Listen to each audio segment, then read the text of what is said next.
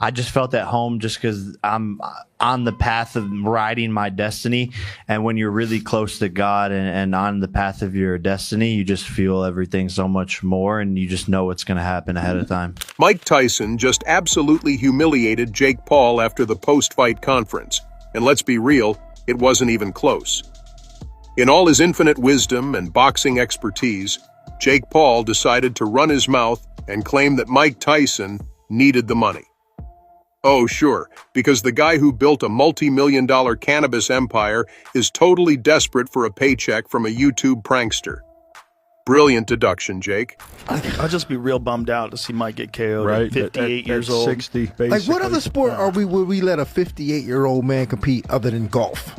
Right. Yeah, but you know what I'm saying? Like, why are we letting this happen? It's kind of crazy. And let's not forget the real question here. What on earth made a 58-year-old man, whose body has more miles on it than a used car, think, yep, let's step into the ring with a dude who thinks a right hook is a viral TikTok trend? Seriously, this whole thing is like watching a train wreck in slow motion, but somehow everyone still can't look away. Where do we even begin with the masterpiece that was Mike Tyson versus Jake Paul? Yeah, that's totally normal, right? The worst part? It actually worked. We watched it, we talked about it, we tweeted about it, and we even paid for it. Welcome to the circus, folks. Mike Tyson is getting back in the ring. He's 58 years old. He's facing off against YouTuber turned boxer 27-year-old Jake Paul. Now Tyson, despite dealing with serious health issues earlier in the year, decided to say yes for a fight. Maybe he thought it'd be an easy payday, knocking out a kid who's famous for doing dumb stuff on YouTube. We want to, but our opponents don't actually really want to. So it's funny. Jake Paul, who somehow convinced a massive online audience that he was a legitimate boxer, got into the ring looking like he was auditioning for a role in the Real Fight Club. And here's where it gets really good. As the fight neared, fans started to ask the question no one had the guts to voice out loud. Is this going to be an actual boxing match, or is it a glorified pay-per-view comedy special with a few extra bruises thrown in for good measure? There was no way this was a genuine contest. Well, X has spoken. The fight was scripted. Everyone is talking about this on X, and the script was actually leaked on X a few days ago.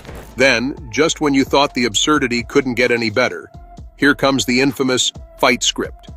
This was a detailed, round-by-round breakdown of how the whole spectacle was supposed to unfold. Opening bell rings, Tyson is showing flashes of his old form, which actually happened. As soon as the bell went, Mike Tyson came out with that head movement, pushing forward. Immediately, he stalks forward with his signature bob and weave style. Tyson, the ever-predictable pro, starts strong with his classic bob and weave. Jake, of course, plays the underdog who somehow keeps on going, looking like the hero of a sports movie. And then, just when you think it can't get any more predictable, round 5 comes, and Tyson gets knocked down by a perfectly timed right hook. That's exactly what the script predicted. Who would have thought?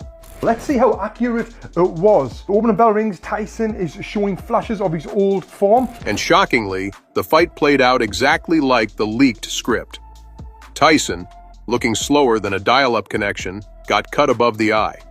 Jake's punches? By the end of it, fans weren't sure if they'd just watched a fight or paid for a high-budget WWE episode with better lighting and a slightly more believable backstory. Seriously, it felt like they'd accidentally left a bunch of pro wrestling writers in charge of a real fight. And somehow that turned out to be the most real thing about it. And what did Tyson do? Nothing. At first. No fiery rebuttals, no public meltdowns. He stayed suspiciously quiet, almost like he was waiting for the dust to settle, or figuring out who let the cat out of the bag. The number, are we talking 60, 70 million? I mean, if I were to cash out, yeah, I probably made like an extra 60 on top of that just from my investments last year, if I were to liquidate it. Jake Paul's post-fight antics weren't just over the top. They were a masterclass in how to self-destruct while holding a megaphone. After his controversial victory over Mike Tyson on November 15, 2024, Paul hopped on his podcast, casually tossing out bombshells like they were sponsored ads. You know, I tried to give the fight the best fight I possibly could, but when someone's just surviving in the ring, basically, it's hard to make it exciting. His most outrageous claim? That he eased off during the fight because he didn't want to hurt Tyson. Right. A YouTuber turned boxer who spent his entire career chasing knockouts suddenly decided to play nice. What's next? Claiming he let Tyson punch him to keep things interesting? It's amazing they got paid so much money for that. 25 million and 40 million? I think 20 and 40. Yeah, 20 and I think that's 40. what I'd heard. You know, which I'm happy Mike got the money. Paul didn't stop there. He took things further by implying that Tyson needed the fight for money. That's rich, coming from a guy who built his fortune on viral pranks and boxing gimmicks. The backlash was immediate and vicious. When you're already Mike Tyson, who's a multi-millionaire, who doesn't need any money right now whatsoever. Social media exploded, with boxing legends and fans alike calling out Paul's blatant disrespect. They weren't just mad at his words. They were furious at how effortlessly he tried to rewrite reality. His reckless mouth didn't just spark outrage, it reignited conspiracy theories that the fight was scripted. His comments fueled speculation that the match was less about competition and more about creating a blockbuster storyline. Paul's non-stop bragging made it hard for anyone to take the fight seriously. And for a lot of us that love Mike, and despite what he said in that interview with the girl about the legacy, we love him and his legacy. If Jake Paul thought he could keep running his mouth without consequences, he was dead wrong. After weeks of staying silent, Mike Tyson finally snapped, and his response hit harder than any punch thrown in the ring. Exactly. I started, to matter of fact, thank you. I started Jake Paul off. But Tyson wasn't done. After hearing weeks of rigging accusations and watching that ridiculous fight script spread like wildfire, he finally snapped, verbally at least. In an interview with Fox Sports Radio, Tyson dismissed the rigging rumors with the kind of intensity that could still make opponents flinch. "It was a real fight," he practically growled, daring anyone to question whether getting punched 78 times was part of some elaborate scheme. I don't look at my life as a legacy. Legacy to me means ego. Who the f cares about my legacy? I'm gonna be dead soon one day. And Tyson wasn't just mad about the punches. He was furious about what the rumors did to his legacy. For a man who's built a career on being one of the most feared fighters in history, being reduced to a character in a made-for-TV boxing drama was beyond insulting. His legacy now came with an asterisk thanks to Jake Paul's endless need for attention and an alleged fight script that read like a rejected Rocky sequel. This fight is not gonna change my lifestyle financially.